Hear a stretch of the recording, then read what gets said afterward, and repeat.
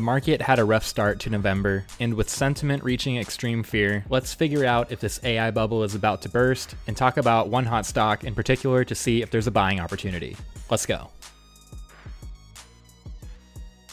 Hit subscribe and turn on all notifications so we can go parabolic in 2026. And thank you all for the support on my last Adobe video. Go check that out and let's get it to 1,000 views in November. There's a lot of volatility to start off the month with the market entering the extreme fear region. And if we pull up the time series where we are below that 25 reading, if we look all the way back to the left-hand side, that's where we were back in December of 2024, almost a full year ago. And if we look back at history and pull up the chart of the S&P 500, you could see the market did make some sort of a near-term bottom at this point, and we did get a rally into at least the February timeframe. Around the same time, it was announced that there would be tariffs, which led to that big April sell-off. It is early in the month, but when the market hits extreme fear historically, that's when you want to be paying attention. And having a top-down look at the most overpowered companies on the planet right now, we could see NVIDIA, Microsoft, Alphabet, Broadcom on the left, Apple, Amazon, Meta, and Tesla on the right, everybody leading the AI tech revolution right now. And I'm looking for any over or underperformance against the blue line, which is the NASDAQ index. NVIDIA is carrying this market and it is pulling back,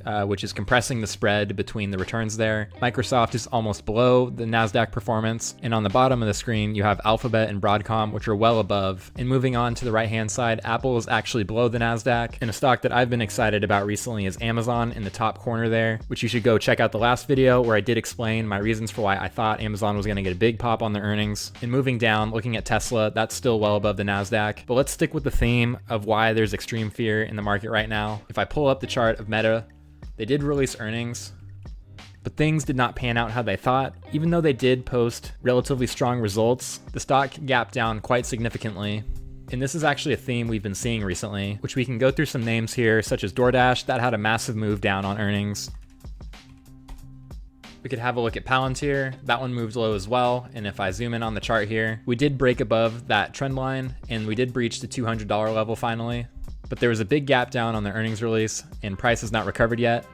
Another one that had a big pop on earnings recently was Robinhood, another stock that is still growing and posting strong results and has not lowered expectations into the future. But since the market is so fearful right now, you can see they did not do very well today on the open as well, down 10%. But the stock that you guys all came here for has still shown very little signs of improvement, which I strongly suggest you go watch my Adobe video that I posted a couple weeks ago, because I really want to get to the bottom of why this thing has not caught a break.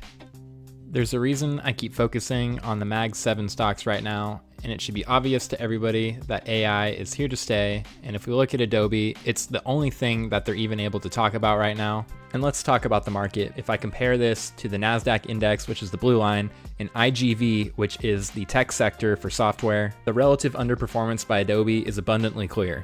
So you might be wondering, is this only specific to Adobe or is the entire software sector as a whole being impacted? So what I've done is compared a couple of big software names against the overall index, which I'll remind everybody is IGV on the right-hand side of the screen.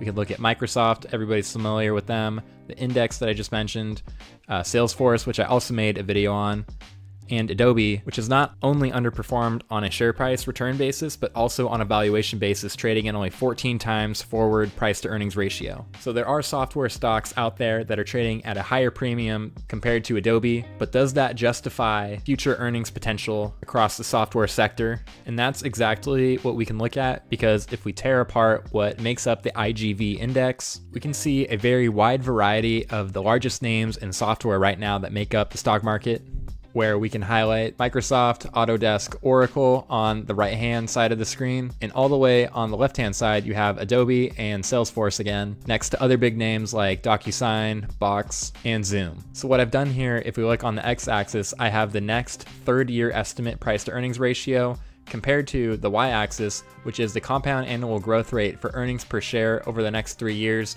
which in plain English means that earnings per share will grow at a certain percentage every single year, compounding at a higher rate compared to the year prior. So really what you want to be looking for in terms of price versus valuation is stocks on the top left-hand side of your screen are screening the most cheap right now with the highest earnings per share growth.